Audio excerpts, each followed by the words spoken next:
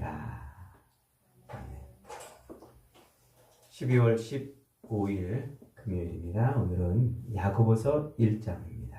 1절로 마지막 27절까지 시험을 이기는 법이라는 제목으로 말씀을 나눕니다. 시험을 이기는 법. 이제 히브리서를 끝내고 오늘부터는 야고보서를 묵상합니다. 야고보서는 누가 기록했는지 논란이 좀 있는 성경입니다. 성경에 나오는 야고보는 대체로 한 5명 정도 돼요. 그 중에서 우리가 많이 들어봤던 이름은 한 3명 정도 이렇게 됩니다. 첫째로는 세베대의 아들 야고보, 요한과 야고보 있죠. 그 세베대의 어머니가 와가지고 예수님한테 주여, 내 아들 중에 하나는 주의 우편에 하나는 주의 좌편에 앉게 해주세요. 이렇게 청탁을 넣다가 책망을 받았던 그 형제 세베대의 아들 야고보, 요한.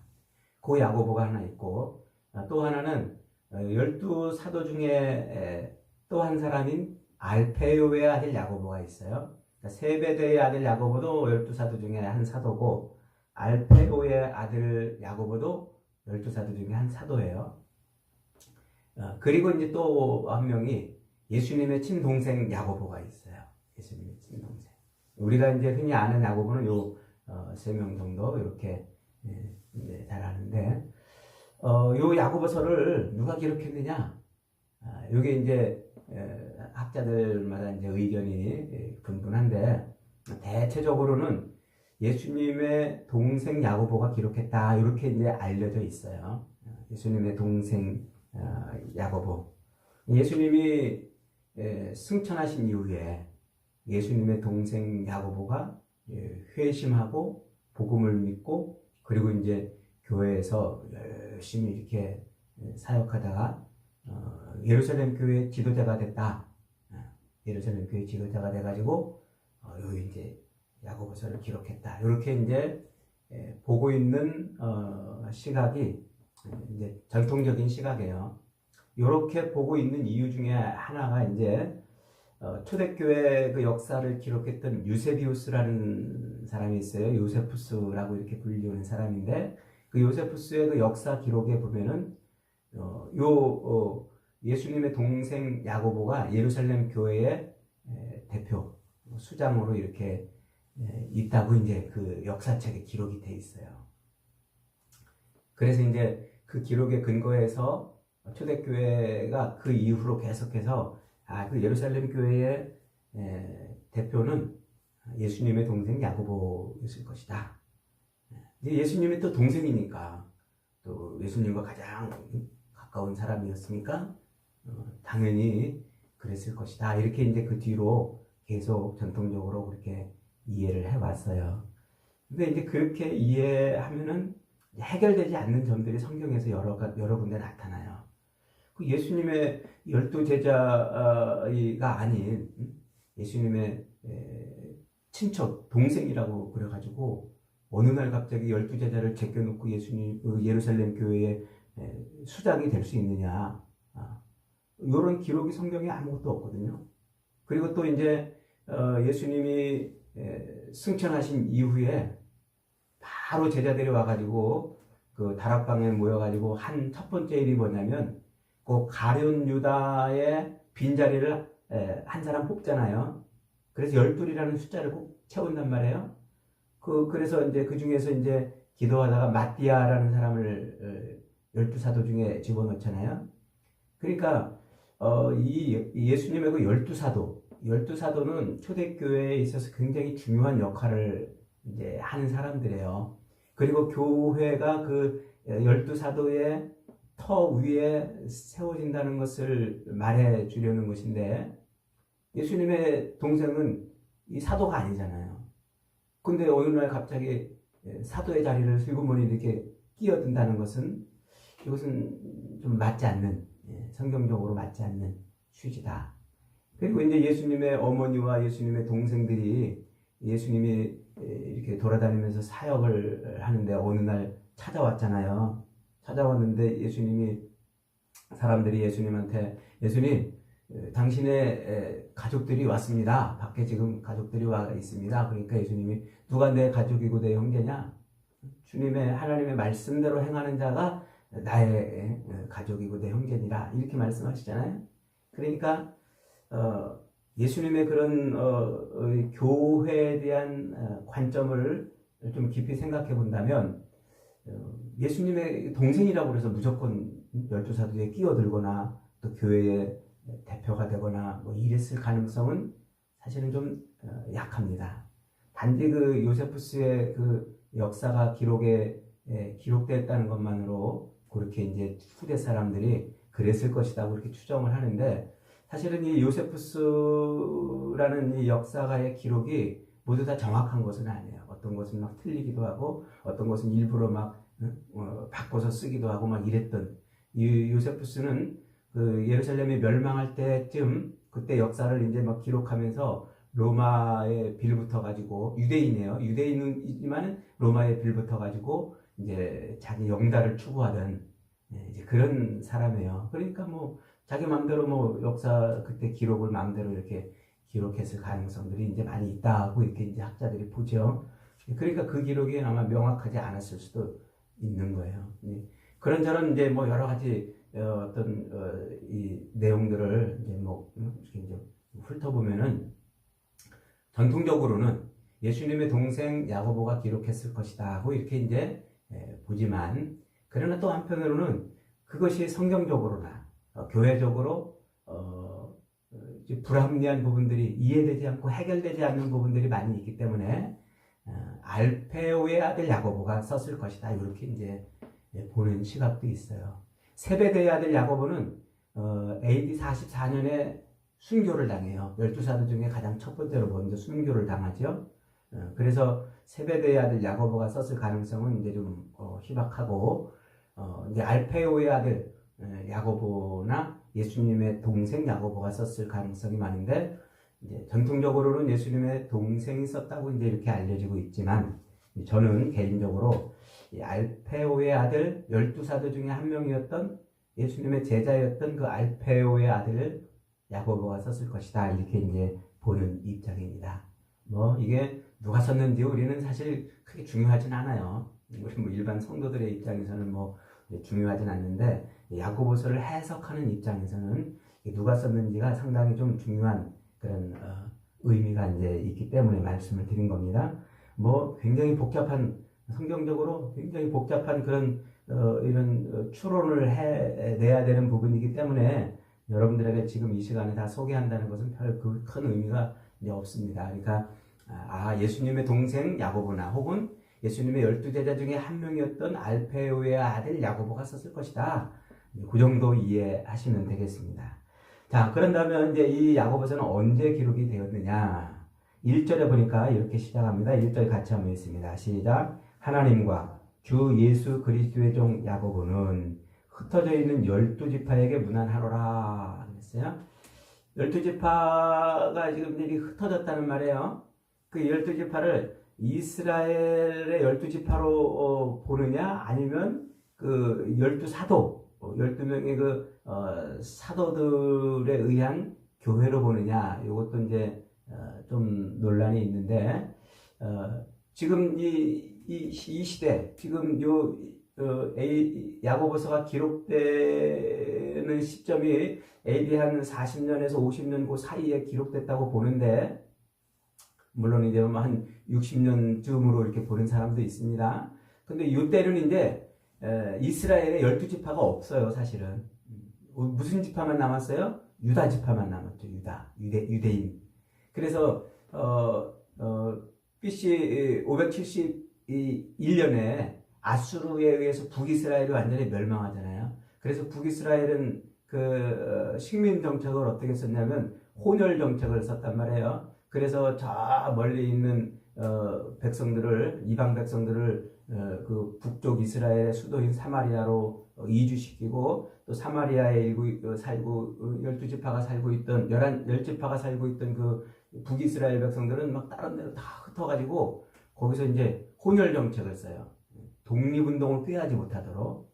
그 뒤로 시간이 이제 한 200여 년 흐른 다음에 BC 586년에 남유다만 또 바벨론에 의해서 멸망당했다가 바벨론 포로로 끌려갔다가 70년 만에 다시 돌아오잖아요. 그래서 역대기 기록에 보면은 이 북이스라엘 지파는 하나도 등장하지 않아요. 그냥 유다의 그 제사장 계보와 유다 지파의 그 계보들만 이렇게 역사에 기록이 돼요.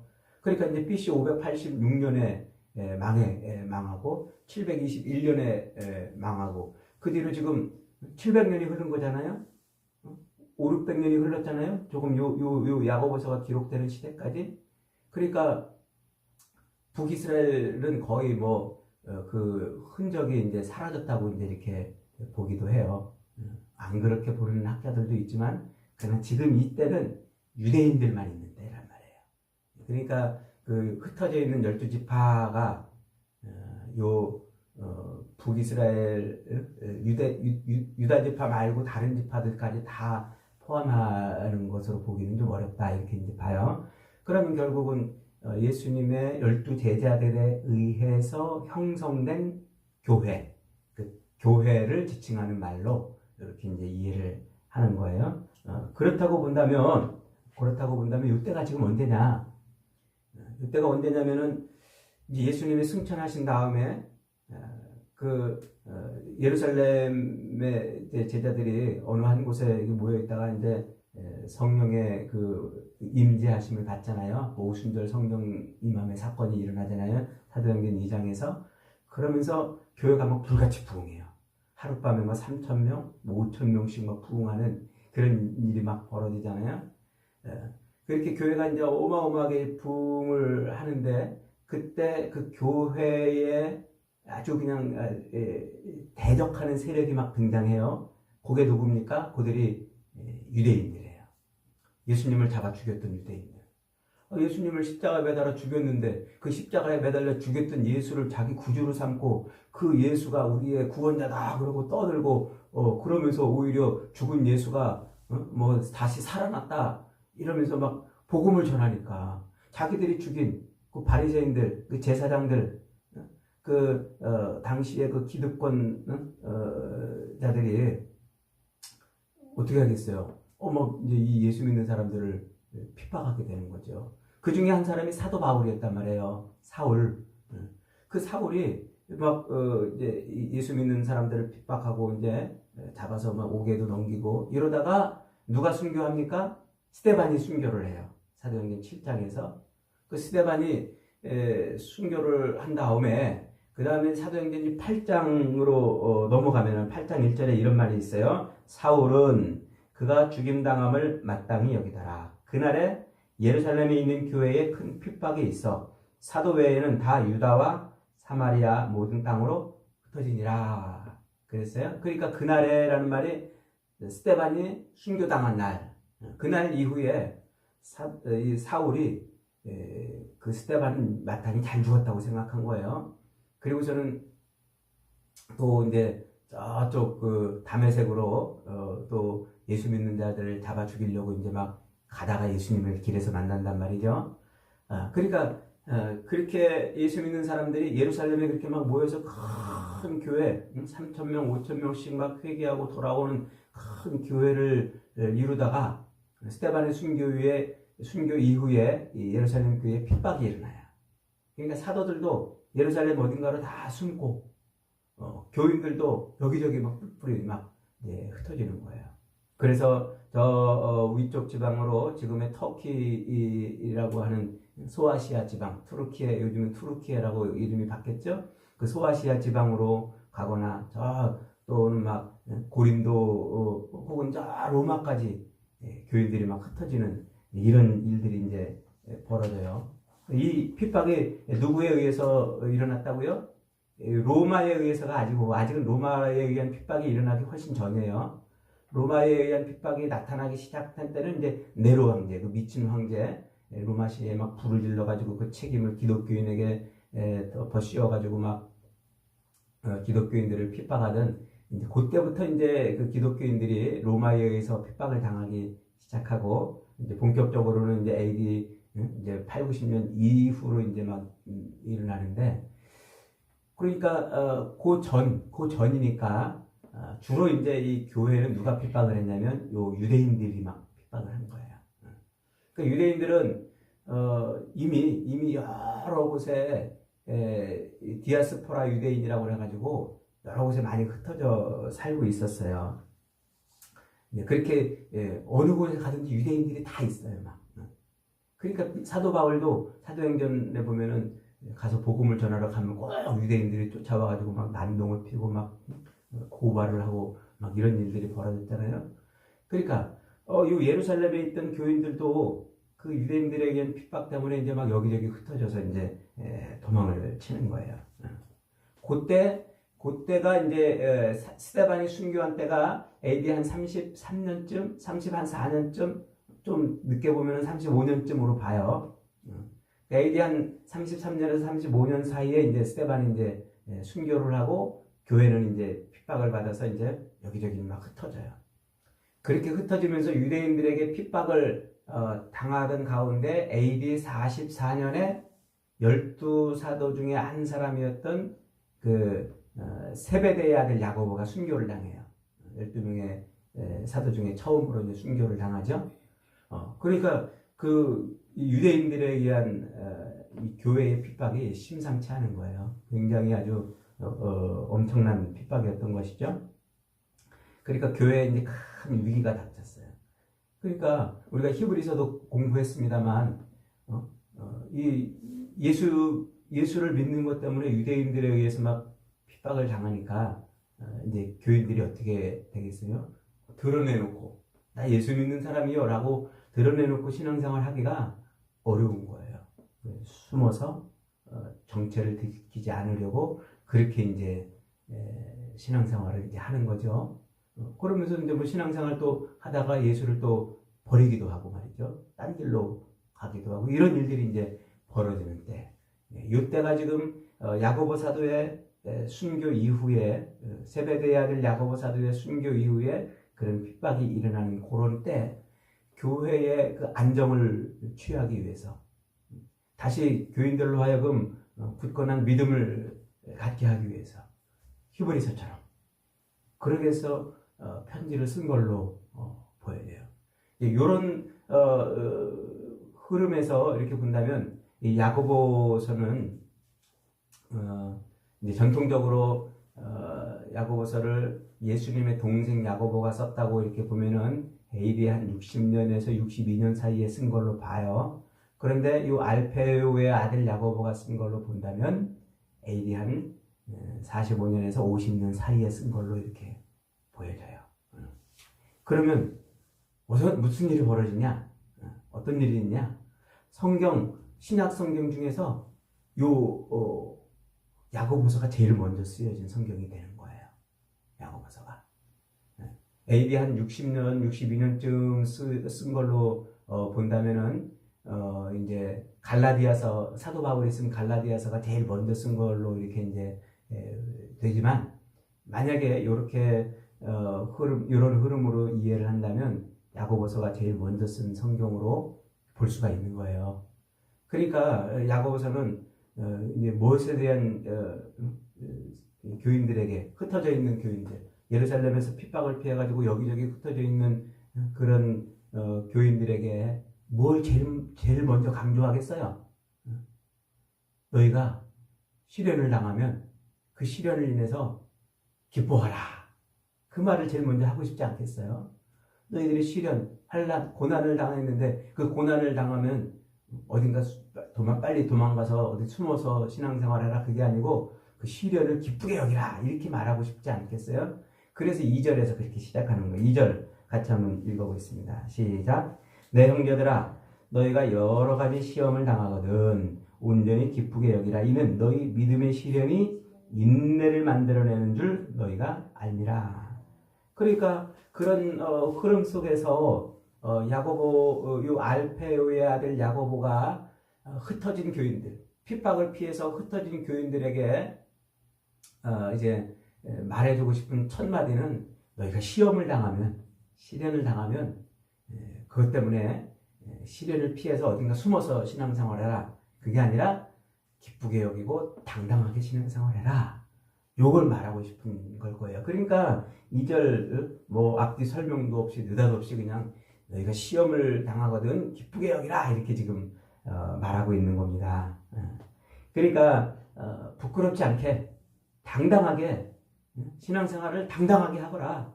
부끄럽게 숨어서 하지 말고 당당하게 하거라. 그 얘기를 지금 하고 있는 거예요. 그래서 이 야고보는 본문에서 야고보서는 1장부터 이제 5장까지 있는데 핵심 내용이 뭐냐면 믿음 생활, 신앙생활, 바른 신앙생활을 하거라.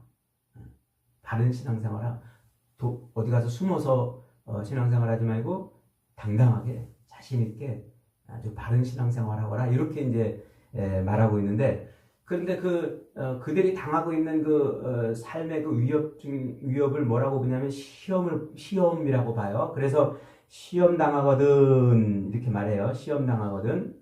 너희가 시험을 당하거든 그러는데 그 시험을 이중적인 의미로 써요. 이중적. 하나는 시험, 또 하나는 시련. 두 가지 의미를 지금 야고보는 시험이라는 단어를 가지고 번갈아 가면서 쓰고 있어요. 그래서 자칫 읽을 때 잘못 읽으면 헷갈려요. 아니 어떤 때는 시험이라고 그랬다가 어떤 때는 시련이라고 그랬다가 이렇게 이제 보는데 지금 오늘 2절에서도 그러잖아요. 너희가 여러 가지 시험을 당하거든 온전히 기쁘게 여기라. 이는 너희 믿음의 시련이 이렇게 또 얘기하잖아요. 근데 지금 이 야고보서는 이 시험이라는 말을 몇 가지로 쓰고 있다고요? 하나는 시험, 또 하나는 시련. 이렇게 두 가지 의미를 다 담아서 시험 이렇게 쓰고 있는 거예요.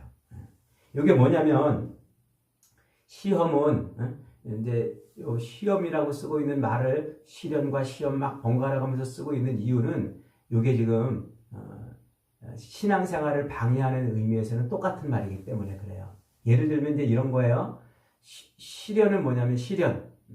예수를 믿는 것 때문에 당하는 시련은 나를 죽이고 망하게 하는 그런 일들.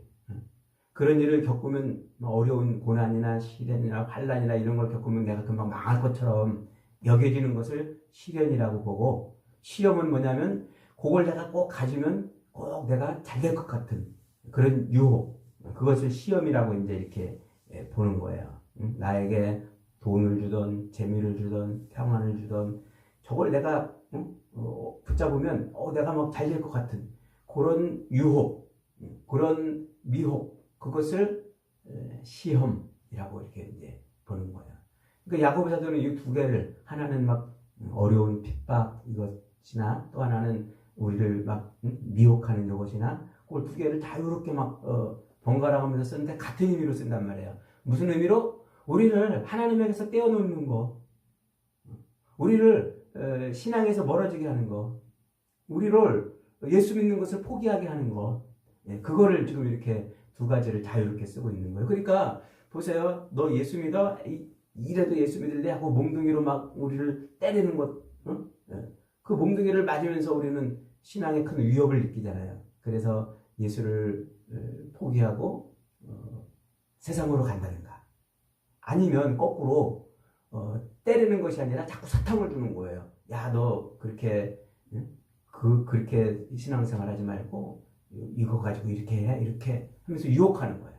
그러면서 스스로 신앙에서 멀어지고 하나님을 버리며 살게 하는 그 두 가지를 지금 같이 지금 같은 의미로 지금 쓰고 있다는 것이죠.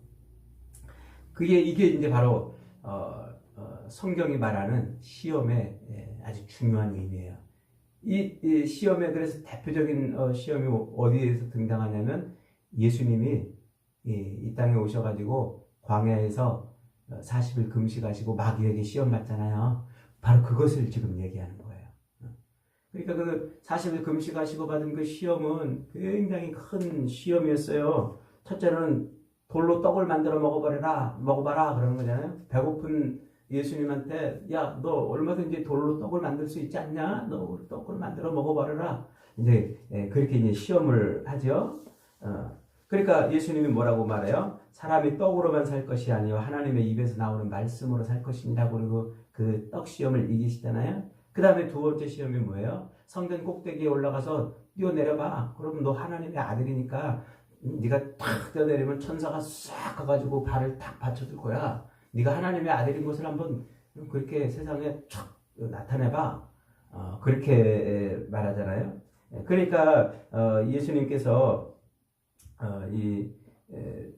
그런 시험들을 아주 그냥 당당하게 물리쳐 버리잖아요. 그 다음에 세 번째 시험이 뭐예요? 산 꼭대기에 올라가가지고 이 모든 세상의 모든 부귀영화를 보여주고 나한테 한 번만 절하면 그걸 다 주겠다.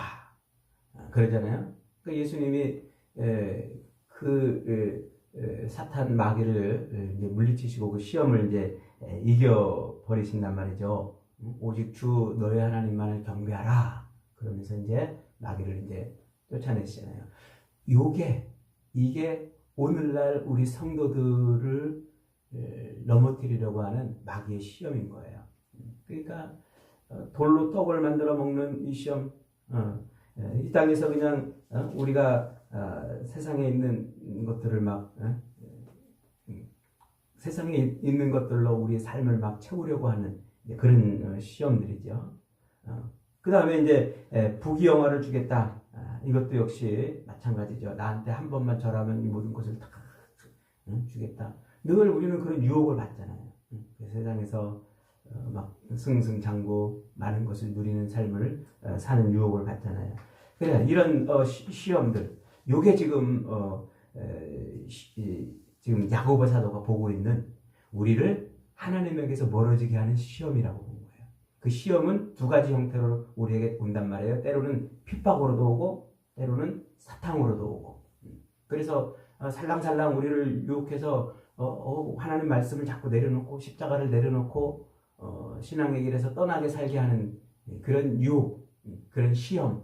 요거나 하나는 예수 못 믿도록 막 어려운 환경을 막 만들고 고난과 환난을 당하게 하는 환경을 만들어 가지고 예수를 포기하게 하는 이런 일들이 오늘날 우리 삶에서도 얼마든지 있는 거예요.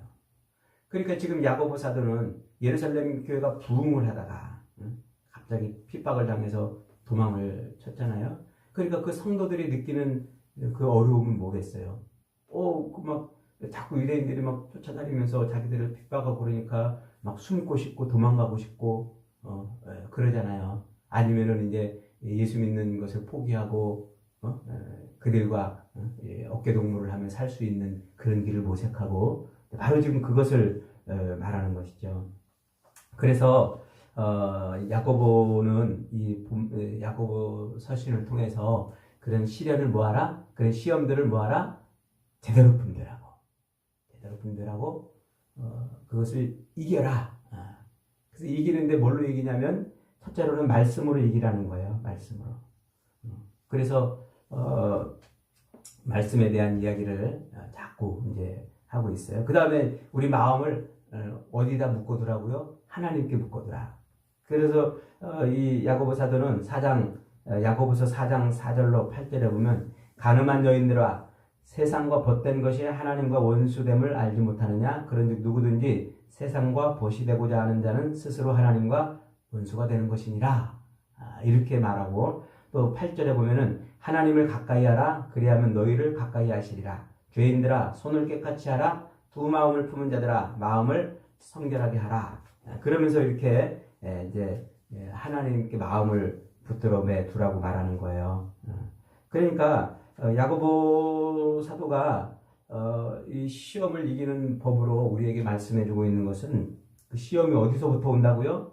악한 사탄으로부터 마귀로부터 오는데 그 마귀로부터 오는 시험이 어디서 작동을 시작하냐면 우리 마음의 욕심에서 작동한다 그러는 거예요. 욕심에서. 오늘 12절 한번 보겠습니다. 12절 시험을 참는 자는 복이 있나니 이는 시련을 견디어낸 자가 주께서 자기를 사랑하는 자들에게 약속하신 생명의 면류관을 얻을 것이니라. 그래요. 그러면서 16절 시작. 내 사랑하는 형제들아 속지 말라. 온갖 좋은 은사와 온전한 선물이 다 위로부터 빛들의 아버지께로부터 내려오나니. 그러죠? 그러니까 우리가 바라고 소망하는 그런 것들은 세상이 주는 게 아닌데 하나님께로부터 오는 것인데 자칫 속아가지고 우리가 속아서 마귀에게 끌려갈까봐 이제 그런다는 거예요. 그래서 뭘 버려라? 욕심을 버려라. 욕심을 버려라. 그래서 오늘 야고보 사도가 우리에게 그렇게 말하고 있는 거예요. 욕심이 잉태한즉 죄가 있고 죄가 장성한즉 사망이 된다. 그렇게 말하고 있는 거죠. 사랑하는 여러분, 지금도 마귀는 우리를 미혹하고 유혹합니다. 목적은 뭐라고요? 하나, 우리를 하나님에게서 떼어놓는 거예요. 신앙생활을 포기하고 십자가를 내려놓고 예수님과 상관없는 삶을 살게 만드는 거예요. 그래서 때로는 우리를 자꾸 어렵게, 삶의 환경을 막 어렵게 하고, 때로는 우리를 자꾸 막 달콤한 사탕 발림으로 유혹하고, 그래서 그런 시험이 우리에게 온다는 거죠. 그때 우리 마음에 욕심이 작동을 하면, 그러면 넘어진다는 거예요. 욕심을 내려놓으라 지금 말씀하고 있어요. 여러분, 지금도 악한 사탄 마귀는 우리를 여러 모양으로 미혹합니다. 늘 하나님의 말씀을 잘 공부해서 이게 지금 사탄이 하는 것이구나. 이게 사탄의 마귀의 시험이구나. 분별해내어서 모든 탐욕과 욕심을 이기고 오직 십자가의 길로 걸어가는 저와 여러분이 되시기를 주님의 이름으로 축복합니다.